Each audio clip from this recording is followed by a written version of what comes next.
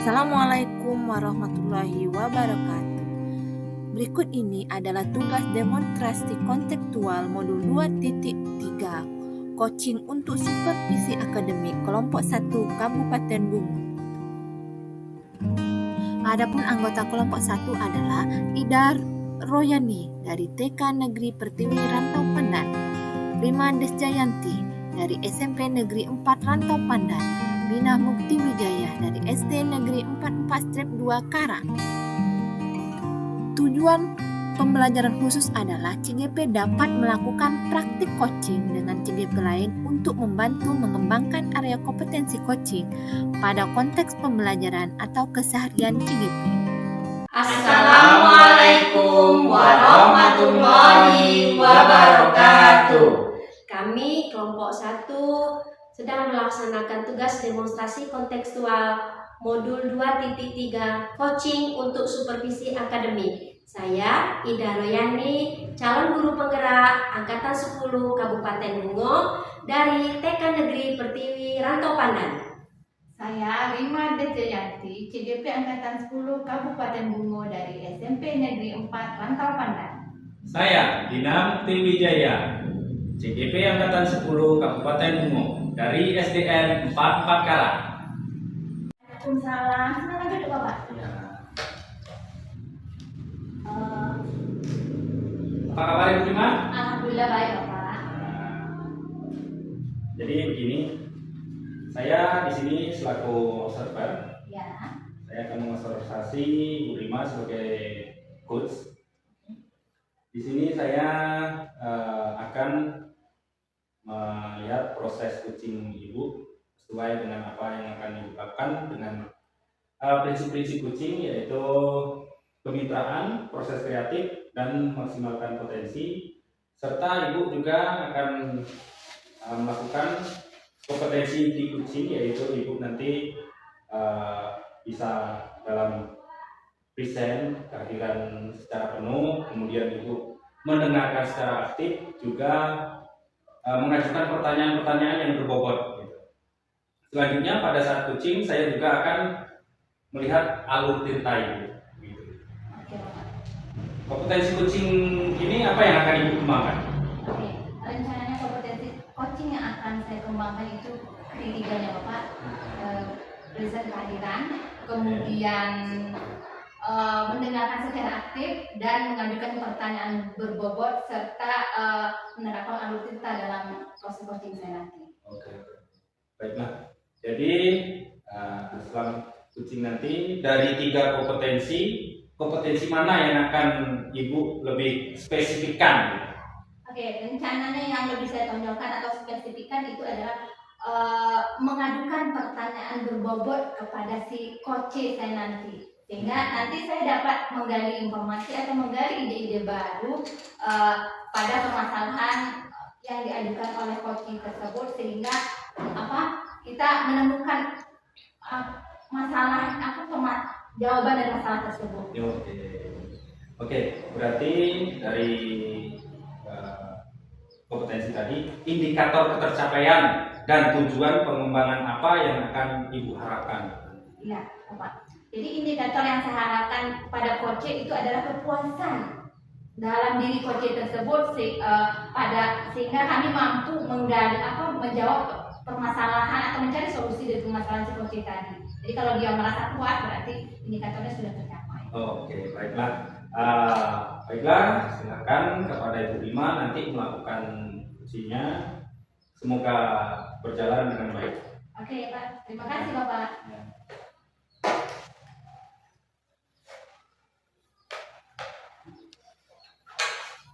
Assalamualaikum Ibu Rima. Oke, waalaikumsalam Ibu. Silakan duduk.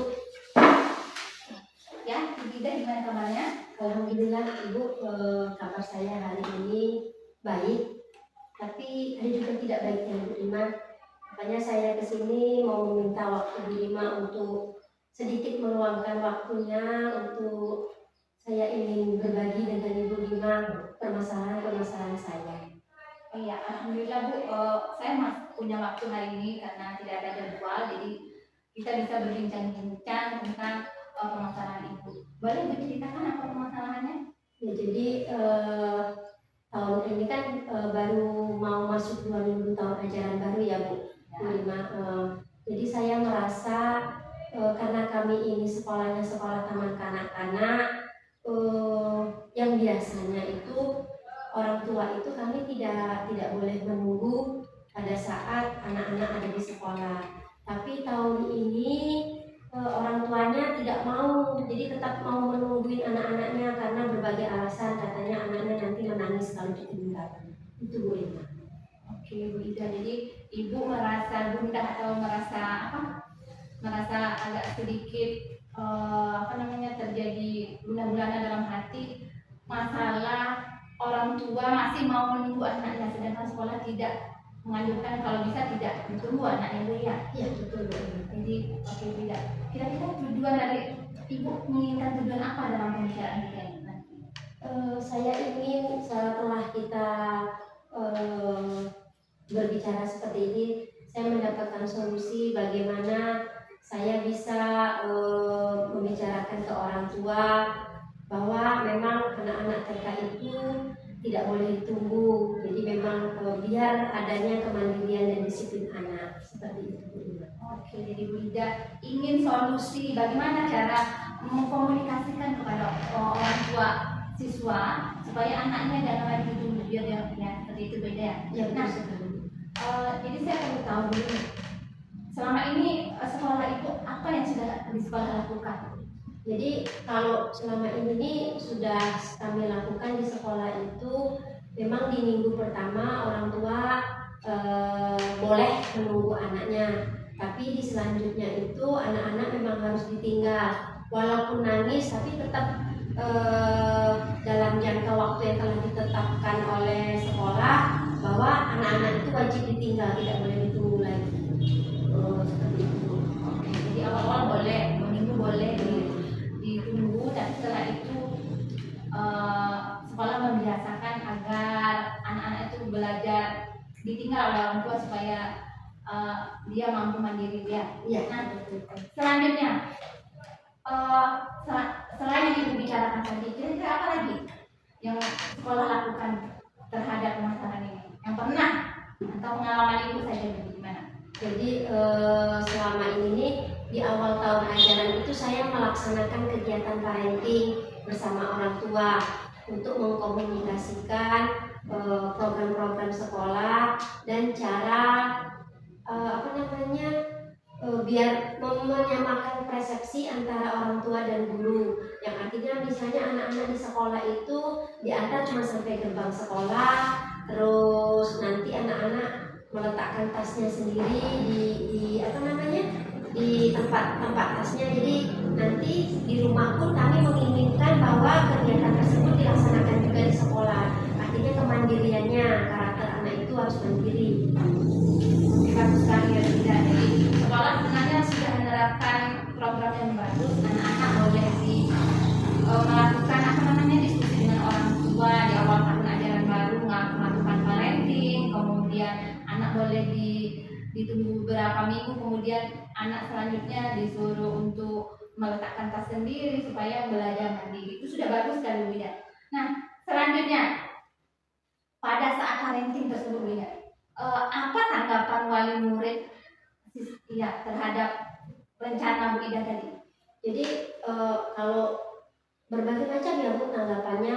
Ada yang orang tuanya memang sangat senang sekali karena anaknya tidak ditungguin, karena memang di sini tuh berbagai macam pekerjaan ibunya, ada yang menjadi guru, ada yang menjadi perawat di rumah sakit. Jadi kalau yang kerja itu mereka sangat senang sekali anak-anaknya tidak ditungguin. Tapi ada yang memang orang tuanya tidak bekerja atau hanya ibu rumah tangga.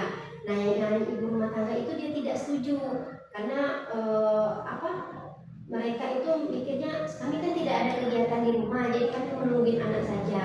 Nah, tapi karena itu yang anak yang biasanya tidak ditungguin jadi ikut menangis gara-gara ada temannya yang masih ditungguin gitu.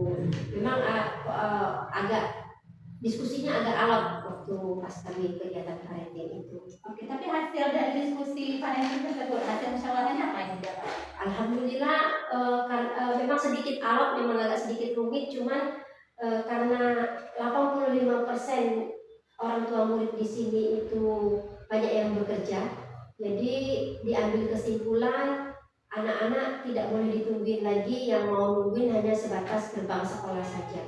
Gitu. Jadi orang tuanya tidak ikut masuk lagi ke sekolah. Tapi memang berbagai pertimbangan sih Bu, banyak antara mau dan tak mau, tapi terpaksa mau seperti itu. Iya, bagus sekali ya. Jadi walaupun awalnya ada yang tidak setuju, tapi akhir dari parenting tadi hasilnya 85% setuju ya. Nah, tanggapan itu kan dari wali murid dan gurunya. Sekarang anaknya sendiri gimana? Kalau anaknya sih Bu sebenarnya senang-senang aja Bu.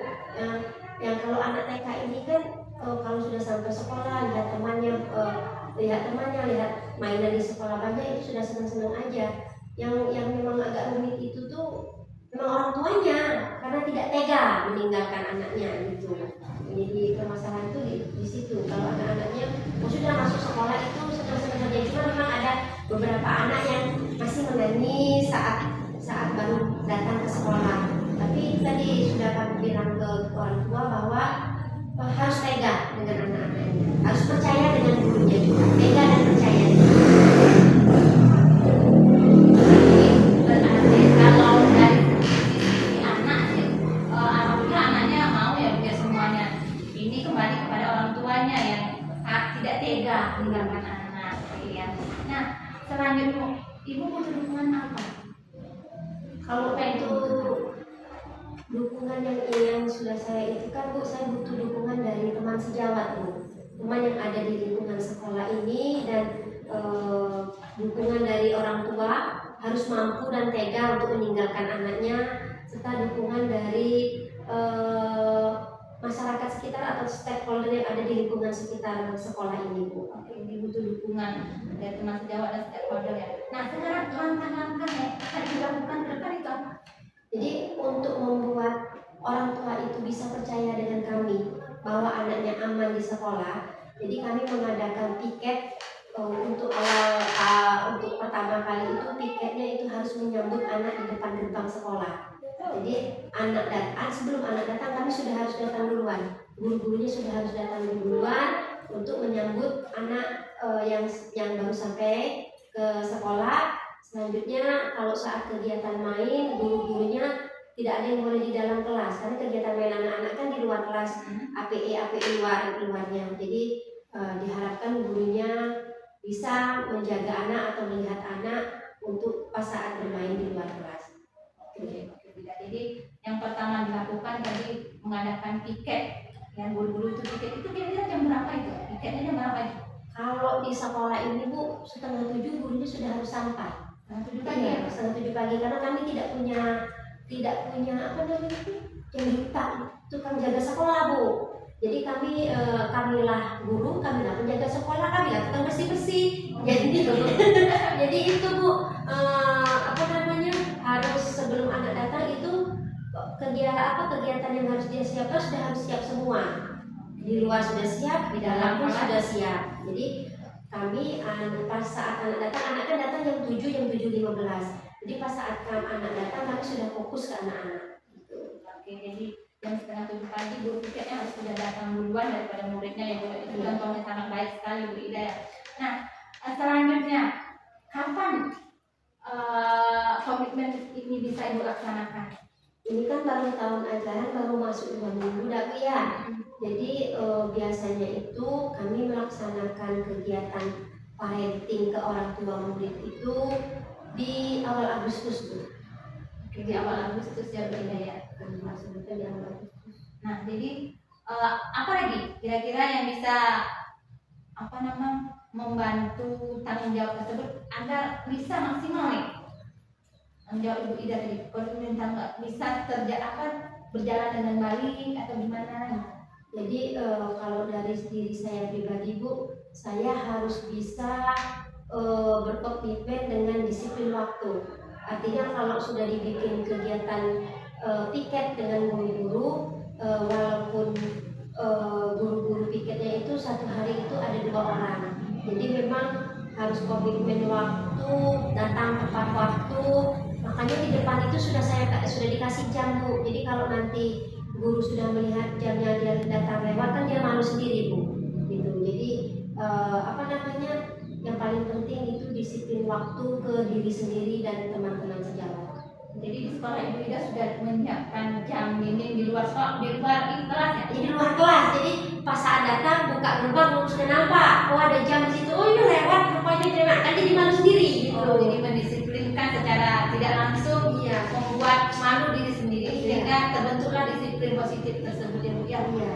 Bagus sekali ternyata rencana yang akan Ibu lakukan dan komitmen yang akan Ibu lakukan. Nah, gimana Ibu perasaannya? Alhamdulillah Ibu, setelah bincang-bincang kita sejenak ini, saya sudah merasa agak sedikit plong, sudah terbuka pikiran saya yang tadinya saya ruwet berkomunikasi dengan orang tua murid, bagaimana caranya menjelaskan dengan orang tua murid agar anaknya bisa ditinggal. Sekarang saya sudah bisa, oh ternyata saya harus berkolaborasi dengan teman sejawat dan orang tua murid juga. Ya, jadi itu beda. Jadi dalam sekolah itu kolaborasi ternyata sangat penting ya Bu ya, baik dari teman sejawat, kemudian dari wali murid, dan semua stakeholder yang ada itu sangat perlu. Jadi mereka itulah yang bisa membantu memajukan sekolah kita ya Bu ya. Betul sekali, Bu. Oke, gimana Bina? Terjawab Pak permasalahan tadi? Alhamdulillah Bu, terima kasih banyak atas waktu yang telah Ibu berikan. Insya Allah komitmen saya akan saya terapkan di sekolah saya. Terima kasih banyak Bu ya atas waktunya. Semoga saya bisa menerapkan di sekolah saya dengan baik. Ya, mudah-mudahan semua yang Ibu rencanakan berjalan dengan lancar. Saya doakan, nanti kasih kabar saya dia kalau pengen diskusi lagi atau bagaimana, boleh hubungi saya atau kita ngobrol-ngobrol santai lagi. Siap Bu, terima kasih banyak Bu. Oke. Saya izin dulu ya. Iya. Assalamualaikum Pak. Waalaikumsalam.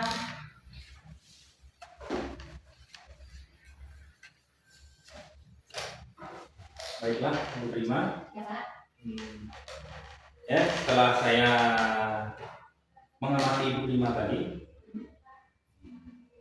apa saja yang sudah dilakukan dan menjadi indikator Ibu Prima selama melaksanakan coaching tadi, bagaimana itu? Alhamdulillah Bapak, jadi dalam proses coaching tadi saya sudah berusaha menerapkan prinsip coaching itu Bapak, yaitu kemitraan, sehingga berbicara antara si coach dengan si coaching itu kemitraan sejajar, tidak ada yang mana yang lebih tinggi, yang mana yang rendah, tidak ada. Kemudian proses kreatif saya sudah melakukan untuk dengan menanyakan pertanyaan berbobot dan sebagainya. Kemudian memaksimalkan potensi si coach saya selalu berusaha untuk memancing si coach sehingga potensinya bisa digali lagi. Kemudian selanjutnya saya sudah menerapkan kompetensi coaching di sini, yaitu kesadaran penuh dengan saya mendengarkan aktif dan mengajukan pertanyaan berbobot dengan rasa, dan selalu berusaha menerapkan namanya alur tirta, menjawab tujuan, kemudian identitas, kemudian rencana aksi dan komitmen atau tanggung jawab. Saya berusaha menerapkannya. Baiklah, Ibu Prima. Ya, sejauh saya menilai tadi, saya melihat Ibu juga sudah melakukan tadi pada dasarnya prinsip-prinsip coaching dengan alur tirtanya juga. Kemudian Ibu yang tadi sudah bisa menjadi mitra yang menggali-gali informasi dengan proses kreatifnya tadi, dan Ibu juga memaksimalkan potensi dari coach tadi, kan. Begitu juga Ibu tadi saya perhatikan juga si coach ini sudah bisa dia merasakan dampak dari coaching ini tadi, dia mendapatkan pencerahan juga, dan juga dia akhirnya bisa mendapatkan untuk membuat sebuah target dan komitmen, sehingga terdapat juga solusi dari permasalahannya tadi, gitu. Oke, sejauh ini untuk teknik coachingnya. Jadi kompetensi apa lagi yang ingin Ibu lebih dikembangkan? Jadi sejauh coaching tadi, saya sebenarnya sudah berusaha menerapkan kompetensi coaching tentang mengajukan pertanyaan yang berbobot. Tetapi saya berpikir masih kurang rasanya saya mengajukan pertanyaan yang berbobot tersebut kepada coaching. Jadi masih kurang baik menurut saya. Jadi saya ingin meningkatkan itu dan mempelajari bagaimana sih untuk melakukan atau mengajukan pertanyaan berbobot terhadap coaching. Jadi saya perlu belajar lebih banyak. Baiklah, ya semoga dengan komitmen Ibu juga tadi yang akan terus mengembangkan teknik-teknik coaching Ibu tadi dalam kegiatannya. Semoga ke depan Ibu bisa lebih memaksimalkan kembali dan bisa membantu bersama rekan sejawat ataupun rekan-rekan dari berbagai stakeholder. Mudah-mudahan ya Bapak. Jadi saya akan berusaha lebih lagi untuk belajar bagaimana proses coaching. Terima kasih Bapak. Ya, saya akhiri. Assalamualaikum warahmatullahi wabarakatuh. Waalaikumsalam. Terima kasih Bapak. Ya. Oke. Terima kasih telah menyaksikan. Salam dan bahagia.